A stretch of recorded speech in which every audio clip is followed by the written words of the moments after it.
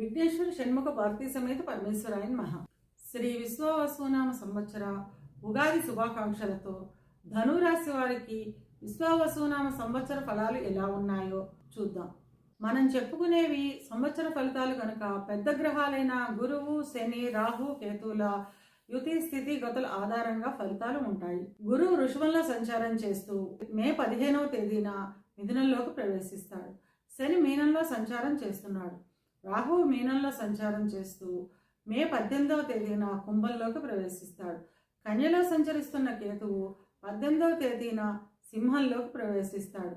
ఈ గ్రహస్థితిని ఆధారంగా చేసుకొని ధనురాశి వారికి శ్రీ విశ్వావసునామ సంవత్సర ఫలాలు ఎలా ఉన్నాయో చిన్న చిన్న పరిహారాలు ఏం చేసుకోవాలో చూద్దాం. మూల 1, 2, 3, 4 పాదాలు, పూర్వాషాఢ 1, 2, 3, 4 పాదాలు, ఉత్తరాషాఢ మొదటి పాదము కలిపి ధనురాశిలో ఉంటాయి. ధనురాశికి అధిపతి గురువు. ధనురాశి వారికి ఈ సంవత్సరం ఆదాయం 5, వ్యయం 5, రాజపూజ్యం 1, అవమానం 5. ధనురాశి వారికి ఈ సంవత్సరం మిశ్రమ ఫలితాలు ఉంటాయి. సంవత్సర ఆరంభంలో ఇంటా బయట కలహ వాతావరణం ఉంటుంది.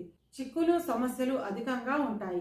సంవత్సర మధ్యమం నుండి అనుకూలత పెరుగుతుంది. ఇక విద్యార్థుల విషయానికి వస్తే విద్యార్థులకు మిశ్రమ కాలంగా చెప్పవచ్చును. చాలా శ్రమించి చదవాల్సిన అవసరం ఉంటుంది. రాసిన పరీక్షల్లో ఫలితాలు ఆనందదాయకంగానే ఉంటాయి.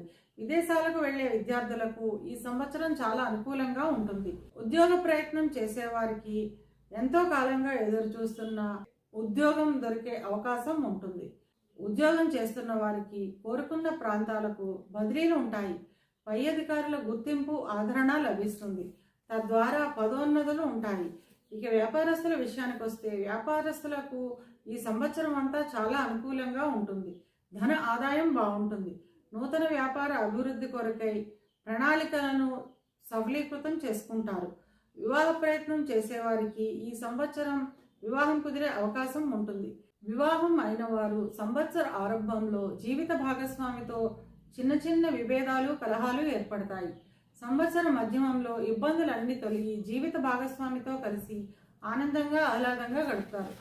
సంతానానికి సంబంధించిన ఉన్నతి ఉంటుంది. గృహంలో శుభకార్యాల నిమిత్తం అధిక ధనవ్యయం ఉంటుంది. ఈ సంవత్సరంలో సర్వకార్యములలో అన్నింటా జయం కలుగుతుంది. అప్రయత్నంగానే కార్యసిద్ధి, ధనలాభం వంటి ఫలితాలు ఉంటాయి. ఇవి కేవలం గోచార ఫలితాలు మాత్రమే.